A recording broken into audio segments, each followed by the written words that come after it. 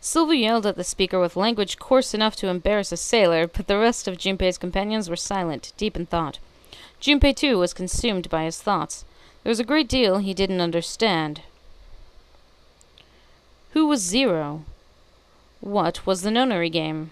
Why had he chosen to make them part of it? Was he a criminal who took delight in playing with his victims? Or did he have some other purpose? And why had Junpei been chosen as part of this insane game? Why had any of them been chosen? But one question was foremost in his mind. Akane. They hadn't seen one another since elementary school. Why had she appeared now? Coincidence? No, that seemed impossible. There had to be a reason. He didn't know what it might be, but there had to be a reason. Very well. The lion's voice seemed oddly loud in the silence.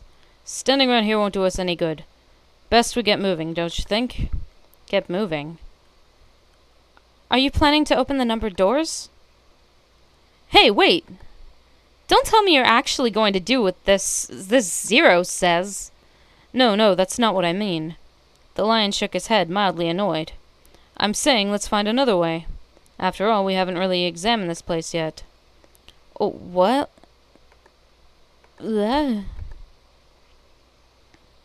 Honestly, you're probably wasting time. He probably set the entire place up so that you can't do anything except follow his rules. Their separate investigations finished, all 9 people returned to where they'd left one another. See, you wasted like 20 minutes. The result of their hard work was nothing. They were completely sealed in. Of course they are. Their hard work had not gone completely to waste, however. They had learned a number of things as they scoured the parts of the ship they could reach. It seemed that they were confined to decks A through C. C deck was far down as they would be able to go, however. The reason being that D deck was completely submerged. Strangely, however, the water had risen no higher than D deck. The flow seemed to have been stopped somehow, as evidenced by the surface of the water on D deck, which was as smooth as glass. The prince knelt down and gently drew his hand across it.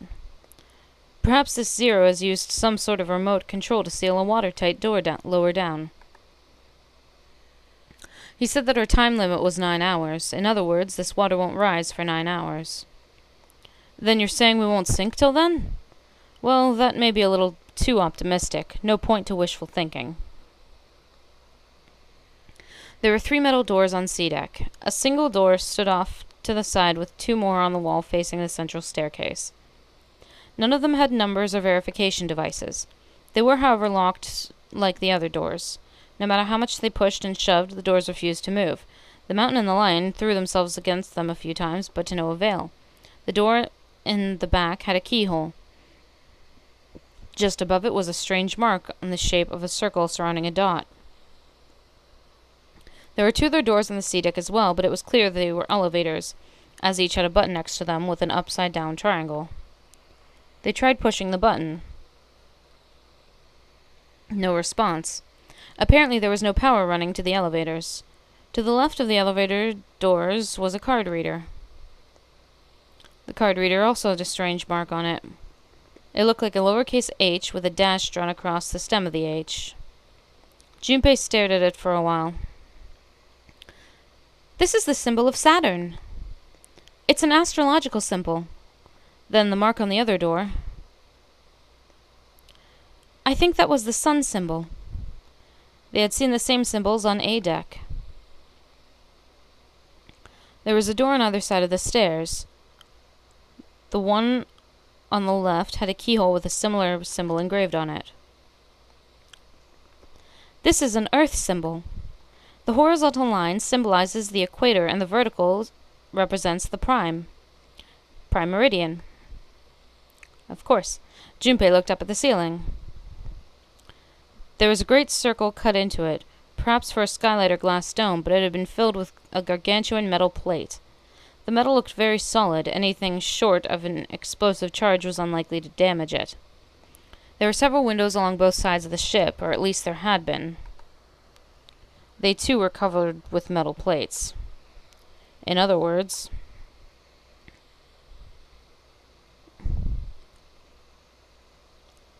We're trapped. All the exits go nowhere. Junpei was not happy. The girl with pink hair spoke up. Well, I'm sure they go somewhere. We just can't open them. Then the mountain spoke. The mountain spoke. You don't know that. For all we know, they just open into walls, or take us in circles. The prince did not agree. No, I'm sure they go somewhere. Otherwise, what would be the point? What point would there be? And we can open them. Well, 2 of them at least. 4 and 5. Let's figure this shit out. You mean the numbered doors. All eyes turned toward the doors with the numbers on them. The atmosphere in the room grew tense. Hey, wait a minute. I think I said this earlier, but I don't think we should do that. The dancer moved in front of the doors as if to block them. We'd have to be crazy to open these doors. If we do that, we're doing exactly what Zero wants us to do. Suddenly, everyone began to speak at once. I agree. I don't. That's a terrible idea. We should keep going. You know what I think? I think we should do it because he fucking set this shit up, and there's no other way to get out other than playing along. We should stay here. We don't have any other way to open these doors. We should just wait. Someone's bound to come find us, or you'll all fucking die because he's probably a dick. Well, of course he's a dick. He set this up in the first place. We don't have time for that. In 8.5 hours, this ship is going to sink. The clamor of voices made it next to impossible to determine who was saying what. Their arguments grew more and more tense until people were shouting and screaming at one another. Junpei remained silent, but at last he could take no more. Hey! Shut up! They fell silent, and all eyes turned on Junpei. He felt each stare burning into him, but he refused to flinch. Before we try and decide where we're going to go, there's something else we ought to do. What's that? We need to exchange information. We don't know anything about each other. I want to know who you guys are, where you came from, why you ended up here. Don't tell me you aren't curious, too. They were silent. Some of them looked the other way, or bit their lip, or crossed their arms and stared at the ceiling. But one of them spoke up. It was Akane. I agree. I think Jumpy is right. Jumpy? Oh, I'm sorry. I'm talking about him. I just called him Jumpy. His name is Junpei. She pointed toward Junpei. We're childhood friends. We went to the same elementary school. Wait, stop! Don't tell us stuff we didn't ask you about. Zero's probably watching us right now. What are you going to do if he's listening in? Would that be bad? I wonder. Hell yeah, it would. We don't know how much this bastard knows about us. Maybe he just picked a bunch of random people to kidnap. If that is the case, then it'd be dangerous for us to let him know too much. If Zero knows who we are, he could go after our families. Maybe he'd tell us he had him to get us... maybe he'd tell us he had him to get us to do stuff, you know? But we still need to know what our names are. It's going to be hard to talk to each other if we don't have names. Alright, then why don't we have code names? To him, apparently, it seemed like the obvious solution. Code names? Yeah, we'll each pick something. Like, I'll be 7. 7? Why are you 7? Seemed a fair question. Probably because his clock is 7. The mountain stuck on his left arm. 'Cause this bracelet number says 7. Oh, I get it. Yeah, that's a good idea. He smirked. Alright, I'm gonna be Santa. Santa! Any of you chumps know Japanese? No? Well, San means 3, so I'll be Santa. I like you. He smirked.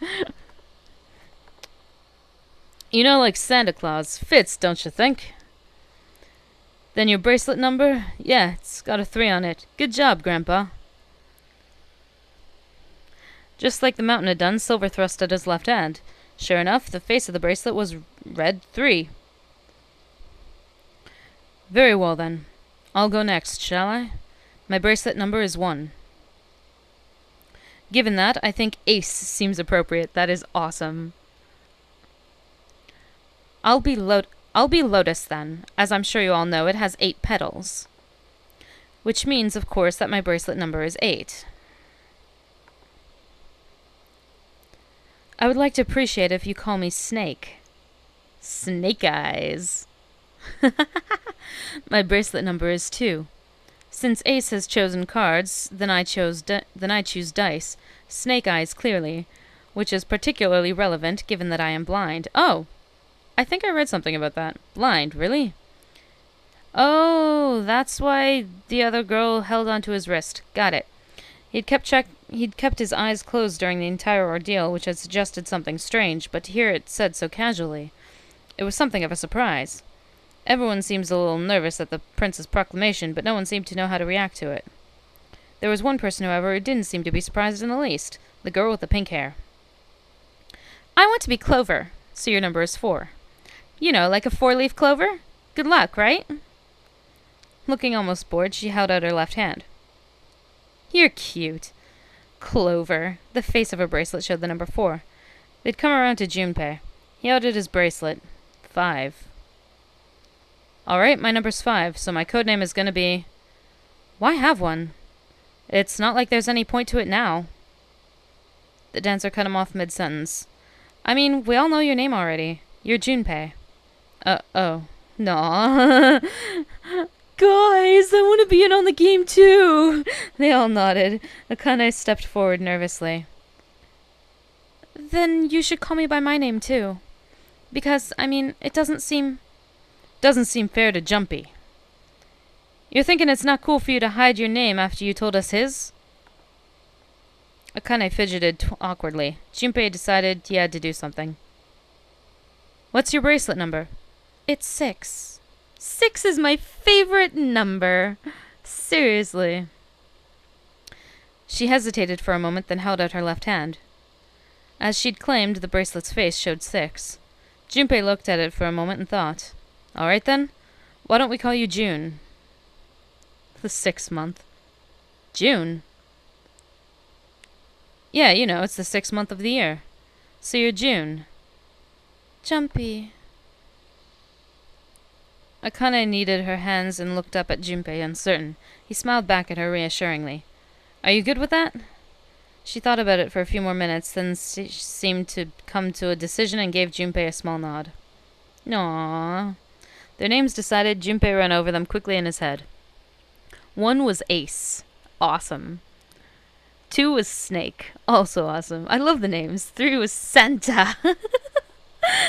4 was Clover. So cute. 5 was Junpei's number. Akane was 6, and Junpei had given her the code name of June. 7 was 7. Just 7. And 8 was Lotus. That's an awesome name. That meant 8 of them, including Junpei, had revealed their bracelet numbers. But there was still one person left. Oh yeah, I forgot about you. He was the man with the glasses and hair like a bird's nest. He hadn't said anything since they'd met on the stairs, and he didn't look like the sort of person who was inclined to conversation. His skin was pale, his breathing was heavy, and he was soaked with nervous sweat. His behavior seemed very suspicious, or perhaps simply emotionally unstable. It was difficult to tell. But whatever the case, it seemed clear that he had only a fingertip's worth of a grip of sanity. The girl with pink hair, Clover, walked up to him slowly. She put her hands on her hips and eyed him suspiciously. What number are you? He didn't answer. His bloodshot eyes twitched from person to person, and his breath came in hot pants. Hey, I'm talking to you! The man licked his dry lips with a shaking tongue and spoke with a voice like old paper. Isn't it obvious? There are 9 people here. And you know who numbers 1 through 8 are. I'm the only one left. So you're 9? Yeah. He extended a trembling arm. No, the bracelet did indeed say 9. Clover looked at it contemptuously. What's your code name? Code name? What do you want us to call you? We all made up names. You should too. I don't need one. Why not? Because I'm not going to stay here. With you. He took a shuddering breath and exhaled. Clover looked at him with something very much like disgust. You've got some sort of plan, then? I do. Yeah? What's that? You sure you want to know? Yeah? All right. Let me show you. I'm going to do this. Aye! Dude, what the fuck? You look insane. By the time they realized what he was doing, it was too late to stop him. "Let go of Clover! Unhand her! You crazy man!" The man's body moved like a snake's. In the blink of an eye, he had slid around behind her and wrapped his arm around her waist. "Hey, what the hell you think you're doing?" Silver, Santa, leapt forward toward Clover and the ninth man. He was halfway there when... "Stay back!" Suddenly the man's hand dove into his pocket. Fuck. It came out with a knife. Pocket knife. He held it to Clover's pale, quivering neck. "If you get any closer, I'll cut her open." Santa skidded to a halt. He snarled at the scrawny man with the knife and gritted his teeth. "Yes, that's right." The man's smile was neither friendly nor reassuring. Sweat poured down his neck, soaking the collar of his shirt. "Clover, are you all right?" The Prince Snake's voice suddenly sounded oddly concerned. "Yeah, I'm fine." Her voice shook, making her words even less convincing. "What the hell are you trying to do?" "I told you. This is my plan." "What are you going to do to her, you sick son of a bitch?" Don't worry. I'm not going to do anything to her. If she just does what I tell her to, I'll let her go." He started to move backwards slowly, keeping his grip on Clover. Keeping their distance, Junpei and the others followed. Eventually, the man reached the wall. He gave a start as his back touched it, then glanced around quickly and spoke. "Verify." "Huh?" "The left. Look on your left. Do you see the device on the wall? Place your hand next to the scanner panel, the round part." "What if I don't?" The man's nostrils flared and he looked like he was about to choke. "Are you an idiot? What do you think? I could slit your throat right now. I'll kill you if I have to. All you only need is your bracelet. Just do it. Do it now." He pressed the knife against Clover's neck hard. Slowly she stretched her left hand out toward the device. Her back was to it, and she had to feel around for a moment before she found the circular panel. It made a cold electronic noise, and on the display above her head an asterisk appeared.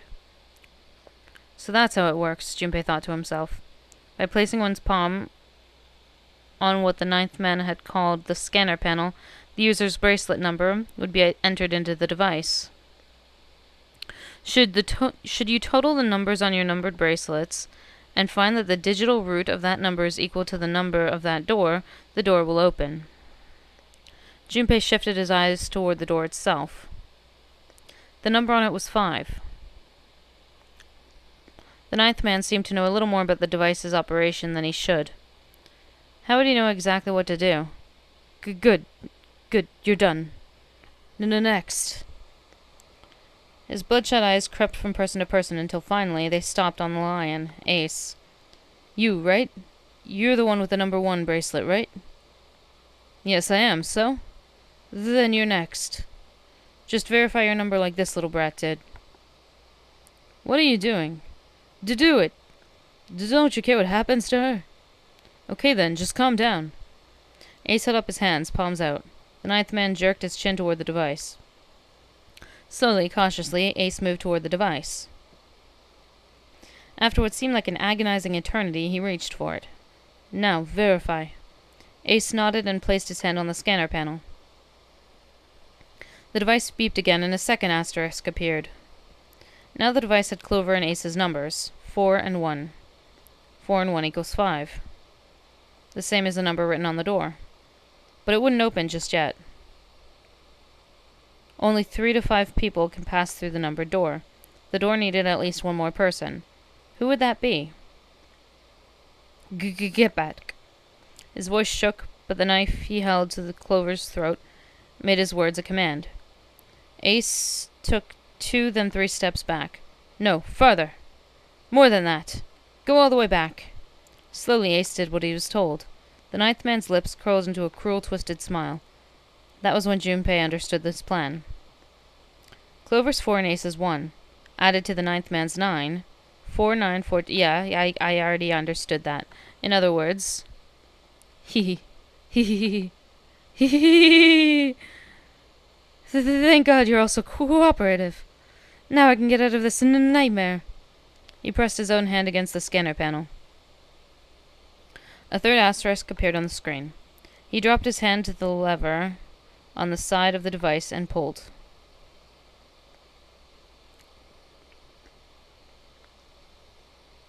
The door opened with a heavy metallic groan. He let go of Clover. Wait! Junpei leapt toward the ninth man, but he wasn't fast enough. The man shoved Clover. Ah! And hopped through the door. Oh, okay. Have a good one, guys. I'm going off ahead now. Well then. Goodbye. He raised his hand and waved, a twisted smirk on his face. Why was that necessary? Then he was gone. You guys would have had to do this anyway. Why was that necessary? The door ground shut with a dull clang on metal. Clover, are you all right? Snake ran to Clover's side as she lay on the floor. Yeah, I'm fine. She climbed unsteadily to her feet, and once there, leaned heavily on Snake's shoulder for support. Junpei ran to the door. The others followed him. Several pairs of hands grabbed hold of the handles, and pulled. They grunted and strained, but... Shit! It won't budge! That was when Lotus, the dancer, spoke. Her voice was quiet. Do you hear something? Like what? Like some sort of beeping. Junpei pressed his ear against the cold metal of the door. The others did the same. You're right. I can hear it too. What is it? Then they heard something else. It was the ninth man. Shit! Why isn't it stopping? God damn it! You lied!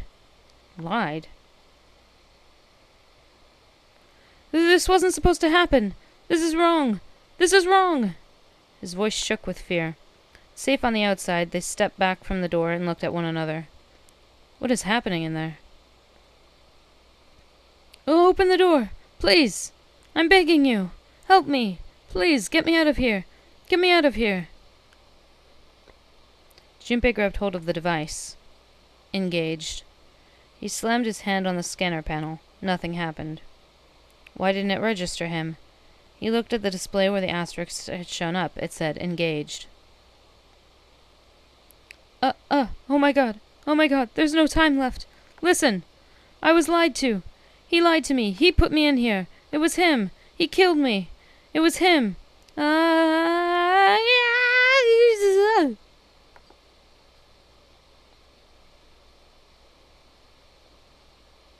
What happened to you? I am very curious.